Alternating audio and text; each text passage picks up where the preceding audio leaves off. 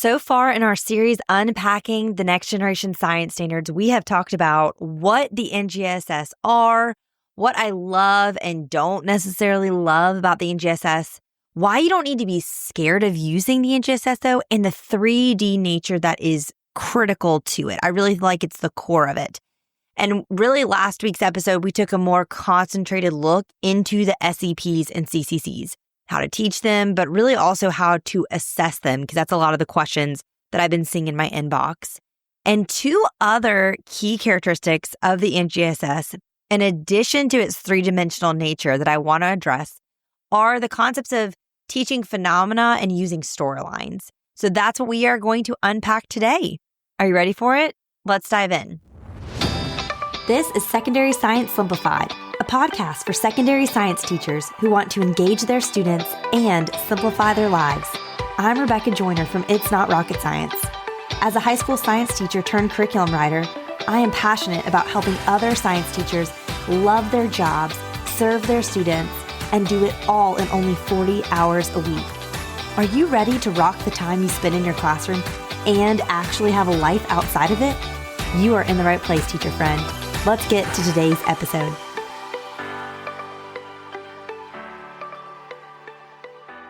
So like I've said in every episode in this series, NGSS is a registered trademark of Achieve. They did not sponsor this, endorse it, anything like that. I've just gone rogue and I'm sharing my opinions on it here. So as always, take everything that I say with a grain of salt. It's just my opinion. Use what serves you and leave what doesn't. But here's what we're going to do. Here's what this is going to look like. I'm going to start off by just telling you really what phenomena are. Then we'll talk about how that relates to storylines, why I love them, and how to get started using them. So let's dive in with, what even they are. And I'm going to take this quote, or this definition, I should say, directly from nextgenscience.org that defines phenomena as observable events that occur in the universe that we can use our science knowledge to explain or predict. So phenomena are not explanations of scientific information or, the right terminology to be used behind what is happening, but instead are what can be experienced or observed and documented by our students in order for them to have context and meaning for what they are learning. I think those are the two really key words here. We want students to have context and meaning. For decades, we've been saying that students need real-world application, real-world examples. That's really the baseline for what phenomena are. We're really just trying to hit that same goal of let's have context and meaning to what they're learning so that they actually care about it. And according to the NGSS, phenomena often fall into one of three categories. So they can be anchoring, investigative, or everyday. So an anchoring phenomenon will provide a focus for the entire unit. Typically, this is something where you're going to say it and then you're going to come back to it over and over again throughout the entire unit. So for example, an anchoring phenomenon for your cells unit and your biology class could be the fact that we can't cure cancer. Why have we not cured cancer yet? And that can be something that you refer back to over and over again when you're talking just about organelles, when you're talking about cell theory, when you get into cell transport, and then of course, when you get into the cell cycle, you're talking about mitosis and the regulation of it or lack thereof that leads to uncontrolled cell growth. So that can be an anchoring phenomenon.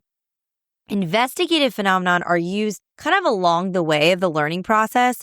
They provide focus and meaningful context for an instructional lesson or maybe a sequence of lessons. So this is going to be something where you're going to you're going to investigate it. You're going to be doing some research on it. You might be doing a little lab on it.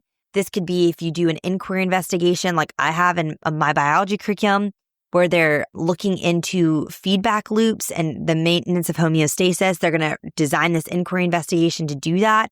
And then that's going to be something that's going to kind of guide and focus and provide meaning throughout our time learning about how homeostasis is maintained and as that idea is really introduced to them.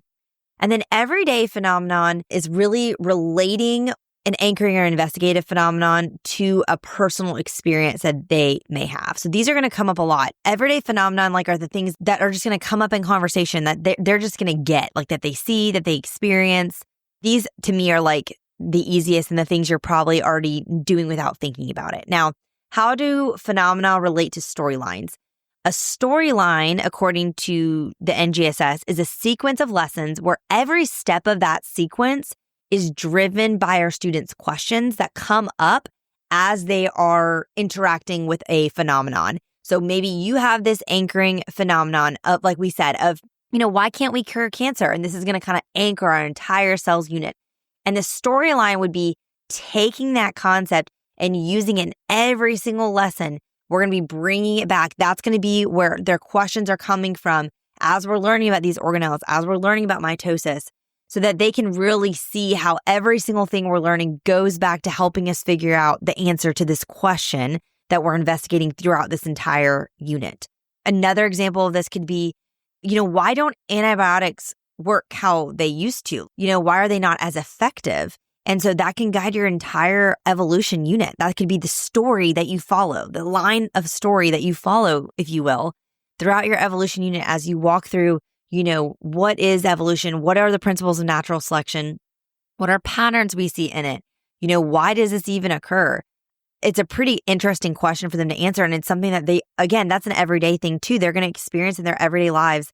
If they get prescribed an antibiotic and it doesn't work because they've become resistant to it because of overuse or inappropriate use or whatever it may be. So those are kind of some ways that those ideas of phenomena and storylines tie together. So I'm going to kind of talk about them as we go forth, kind of together, just because phenomena are used in storylines, just kind of as we move forward. So first off, why do I love these things in general? Why do I think these are great concepts, great pillars of the NGSS? Simply put, is that this is what engages students. Phenomena engage students. 99.9% of the questions that they just throw out off the wall tend to go back to some sort of phenomenon that they've observed, something they've seen, something they've experienced that they just don't understand in life. And so this is an opportunity for us as teachers to use their questions to guide how we teach, not to go off topic, but to really be central to what we're doing. And this is how learning has historically happened. This is what I've said from the beginning of this NGSS series. This is the true nature of science. It's making observations, it's asking questions, and then investigating those questions, finding data or information, seeking answers or conclusions or solutions for problems. This is what science is to its core. And the problem is that because of, a lot of the standardization around science and the testing we have to do and the metrics we have to meet and the constraints, it's forced us to not be able to do science how it was intended to be done and how so many of us want to teach our students. And so that's where I even said from the first episode, I hold the NGSS in such tension because while I love and respect the desire to get us back to what science is all about, at the same time, to its core, it's standards. It's a standardization, and the standardization of learning and teaching and educating students is what has kind of made it so we don't get this ideal world because we have all these other constraints we have to work within. So it's very tricky. It's not a black and white situation at all. But I think we can all agree that all of us want our students to be able to apply what they're learning to real world context. That's what we want. And that is what phenomena equip us and help us to do. They help students to see the meaning behind the content and skills. They help make it matter. We want students to be able to answer the question and really never ask the question, why are we learning this? We want them to know the answer to that right away because of the phenomena or the storylines that we're using to engage them in what we're doing. Because remember, that is at its core what the NGSS is about. It's a shift from knowing to doing or learning about to figuring out how or why. Okay, so for example, this is why I'm so passionate about teaching food chains and food webs and trophic pyramids alongside teaching photosynthesis and cellular respiration. I feel traditionally, because of the way textbooks sequence the content, we have a biochemistry unit and they're learning macromolecules and they're learning these biochemical reactions. They're learning about enzymes and it's just so much with no context or meaning for them. They do not care. But one thing I've loved doing since I started being able to teach things in the sequence I want and writing my own curriculum is this larger energy flow unit. That's we're going to look at this at a macro level first. Like we're going to talk about ecosystems and how, and like food chains and what we see and how that energy flows and the 10% rule. And you're going to have this context that makes so much sense because you can see it with your eyeballs and you can experience it in everyday life. Then we're going to get down into the micro level and see like what's happening there with photosynthesis and cellular respiration. And, the flow of energy and within those two processes that then contribute to the greater flow of energy. And then we're going to tie in, the carbon and the hydrogen, water with hydrogen and oxygen and the nitrogen cycles and circle back to that when we get to ecology. Like I love teaching energy flow, macro and micro at the same time. I just think it's so helpful because I think it's doing exactly this. It's helping them see from the start why we need to learn this. And so that's really what the hope is with these phenomena or with these storylines. Now, I think the reason that we can kind of get our guard up around using them and introducing them is because I feel like there's a misconception around teachers. And again, I could be interpreting this totally wrong. This is all just my opinion. NGSS did not sponsor this. But I think we feel like we have to throw out every instructional resource we have and revamp our units and rewrite them entirely around a storyline or a specific phenomenon. And I do not believe that is the case. Like, can you do that and it be very successful? Absolutely. Like, I think that is a very successful strategy. I think people can do that. I think that's great. If that's what you want to do, like, go off, like, do what you need to do. But do you have to do that in order to use phenomena to engage your students or in order to incorporate storylines? Absolutely not. I personally do not structure my units around specific phenomenon or storylines on purpose. I do that intentionally. Instead, I have for every unit that I teach or I've written curriculum for, I just have like a list of things that could be used that are relevant phenomena that could be developed into storylines for that unit. If you use any of my ASO Rocket Science units, that's in the NGSS alignment guide. It's a PDF. It's in the implementation folder for every unit I have. They're specific to each unit.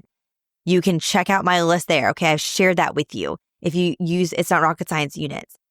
And the reason I do this is because I found that using phenomena that engage my students, it's going to be the most effective when the students have a role, even a small one, in the phenomena selection process. Because when the phenomena we're using are both relevant and meaningful to them, we will find that they're so much more engaged in learning about it. And like, that's the whole point, right? NGSS even says it themselves, that the most powerful phenomena from an educational perspective are culturally or personally relevant or consequential to students. So this could be as, drastic as giving them the list of ideas of like, hey, what do you want us to investigate? Or which of these concepts do you find most interesting to anchor our next unit? And we're going to talk about it the rest of the unit. Like, you can show them that, or just from getting to know your students and listening to the questions that they're asking, that can be what you then pull in and say, okay, we're going to use this to anchor a unit. Or that question you asked, that's an everyday phenomenon you're experiencing. We're going to bring that in now for this next few lessons we're going to do. And we're going to talk about that and get those answers you're looking for. Honestly, y'all, my best ideas for phenomena or storylines have come from the questions that my students ask year after year. If you are not keeping a running list on your phone of questions students ask, stop what you're doing right now and start doing that. I always had one for like every prep I taught, and someone would ask a good question or someone would ask something that felt very off the wall. If it still was like, oh, that could like be interesting to investigate with you, but we just don't have time, I keep it on my phone. And I started doing this not because I was thinking that far ahead with phenomena, but because I was like, oh, I want to come back to these if we have time later, because I was always on a time crunch with the EOC and getting through the content. But I wanted to come back to some of those things. They were really interesting things. Or if we had a few minutes at the end of class, it could be something that like we get together and they help me find the answers and we look into it together. But then having that running list is what was like the baseline for starting all of my lists of phenomena that are in those NGSS alignment guides. So I feel like that's a really simple way to gather ideas. Yes, you can use Google. Yes, you can get in some NGSS teacher Facebook groups. But at the end of the day, like at a minimum, it needs to interest you so that you're at least excited to talk through this phenomenon with them. But preferably at a maximum, it's going to be their ideas. It's going to be what they're bringing to the table. And that's what you're going to use to guide your instruction. Okay, so let's get really practical here. How to get started using them, and then I'll share some examples from my NGSS alignment guides just to give you some ideas. I always want to make your job easier and not harder, so I think the best thing to do is start small and simple. And I think the easiest phenomena to start incorporating are investigative phenomena, because most likely every unit you have has some sort of lab activity or a full-on lab investigation that you can take and you can run with. Like, pretty much every lab is innately designed around students investigating an observable event, which, remember, that's like the definition of a phenomenon to its core. And so you can use that to provide focus and meaningful content for your students. Like, take that and run with it, expand it, create discussions out of it, create extension research projects out of it. Like, take that and use that as a starting point for this. And then from there, I think once you feel more comfortable, you can start brainstorming maybe some ideas for anchoring phenomenon for a unit. I like to think of them as themes that really, again, anchor the entire unit, things that I'm going to bring up at the start and we're going to come back to several times and for sure at the end of the unit.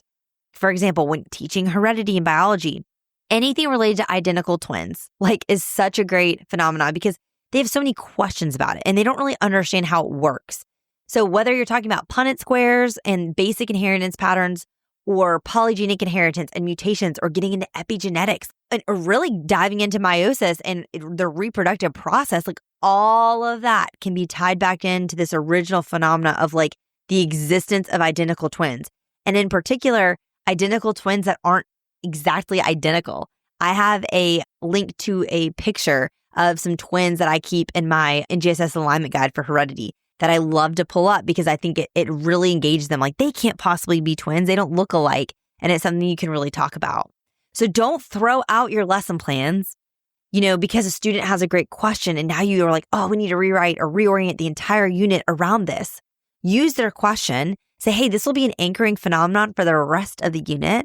Everything can tie back into it. And then write it down and save it for future years if it's something those students are interested in too. Now, I've said a lot here. I'm using students' questions. They're asking questions and that's inspiring this. So you might be thinking how do I get students to ask good questions? I might be showing them a phenomenon and they just don't care. And so first thing I'll say is you can only do so much. There are going to be some things that they don't care about and we're just doing our best here. Okay. The second thing I'll say is asking good questions. I think they learn a lot from modeling it. You asking good questions about what they're learning about science, but also just about their lives. Starting that dialogue, that is a core part of the culture of my classroom is we're in a constant dialogue. So that's something you need to model, you need to practice, and you have to do over and over again. The other thing I want to encourage you with too on this is asking questions is an SEP. It is a science and engineering practice of the NGSS. What that means is it's a key skill that we are supposed to be fostering in them. And that means it's hard. It's not any easier than planning and carrying out investigations or analyzing and interpreting data, which are also SEPs. So have grace with them and have grace with yourself. I think sometimes we get so frustrated that they're not good at asking questions, but I don't think many of them are innately good at planning and carrying out investigations either. So we got to support them in this and be there with them in this and encourage them in this. Just because it's hard doesn't mean we stop doing it. We keep doing it. We keep pressing into that. Okay, so before I let you go, I want to give you a couple examples of phenomena because I know sometimes you're I just need some ideas because I don't even know where to get started. So I'm going to give you some content-specific examples to end our time together.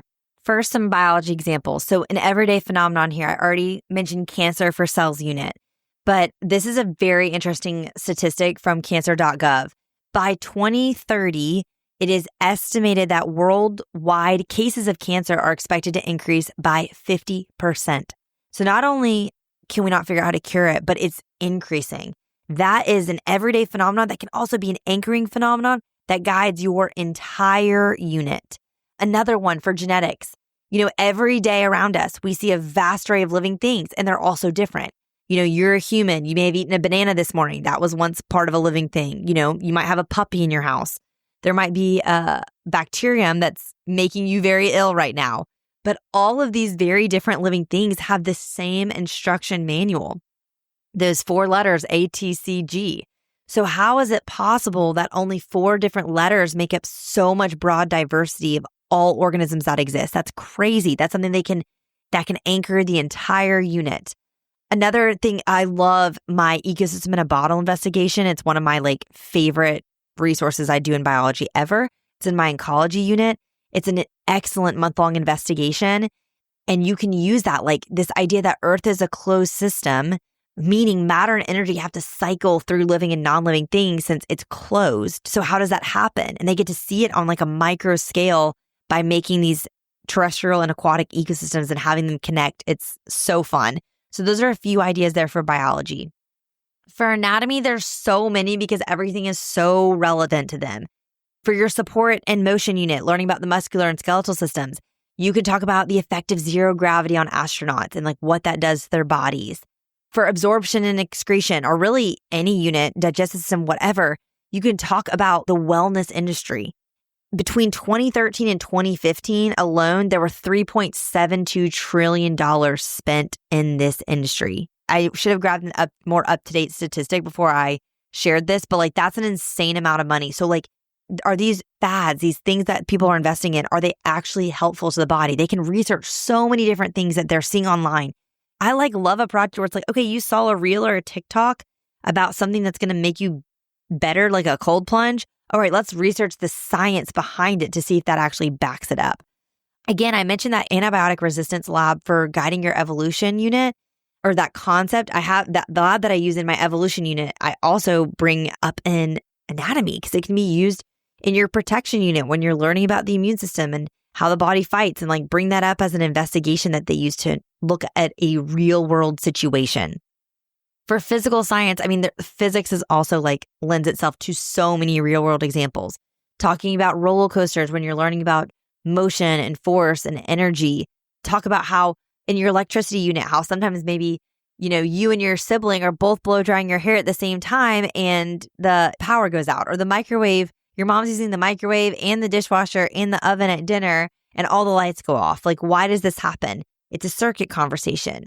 And you can really bring in so many cool things with outer space and earth and space science into your physical science unit as well. There's so much overlap there. For chemistry, one of my favorite things to talk with students about in my introduction to chemistry unit, where I'm introducing a lot of things like dimensional analysis and scientific notation and skills that are going to come up a lot that I want them to see the relevance of. How does Chick-fil-A know how many nuggets they need to make in a day? Or how does any fast food restaurant, how are they able to mass produce foods using a recipe? It's just such a great example of dimensional analysis in the real world, the necessity of scaling measurements. And that brings in that cross-cutting concept of, scale, proportion, and quantity. I love, love, love that phenomenon to investigate. That's an everyday thing. In your electrons unit, when you're talking about anchoring phenomena that can anchor the whole unit, could be the chemistry of fireworks. And then that could even carry you when you get into your chemical reactions unit, talking about fireworks again there. And another one I love too is in states of matter. I have a big investigation in my states of matter chemistry unit where they are making their own airbags and they're using gas stoichiometry to do it. But the entire investigation of airbags and their effectiveness and how they work. And then again, that brings in physics and, law of conservation of momentum. So you're getting some cross-cutting themes there. These phenomena bring in so many ideas. And I really think if you just spend 10 minutes thinking of some ideas, y'all will come up with so much stuff. So that is my challenge for you today.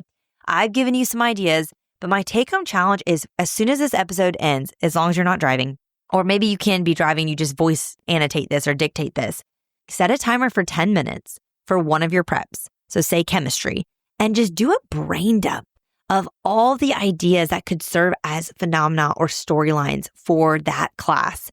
These could be based on questions students have asked, real world applications you're already using, labs you're already doing that you just want to kind of expand and focus on a little bit more.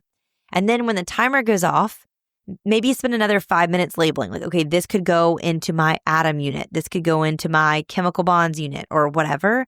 And then pick one for the next unit you have and try it. And try just starting with using it as an anchor in a dialogue that you're going to be bringing up throughout the unit. I feel like that's such an approachable starting point without feeling like you have to rewrite an entire unit around a storyline. So I hope this episode encouraged you. If you're like, I need to hear from someone else because I'm sick of your thoughts about the NGSS, stay tuned. That is our last episode in this series, is a guest episode from another teacher using the NGSS, because I want you to hear other voices on this. So I'm excited to get that to you. And if you want to, hear more about any of those resources I mentioned, or just any more support on this topic, check out the show notes. You can find those at itsnrocketscienceclassroom.com/episode 179. And if you haven't left a review yet for the podcast, I'd love it if you did it today, especially if after listening to this episode, you feel a little less intimidated about using phenomenon and storylines in your NGSS classroom. All right, teacher friends, that wraps up today's episode. If you're looking for an easy way to start simplifying your life as a secondary science teacher, head to itsnotrocketscienceclassroom.com/challenge to grab your classroom reset challenge. And guess what? It's totally free. Thanks so much for tuning in, and I'll see you here next week. Until then, I'll be rooting for you, teacher friend.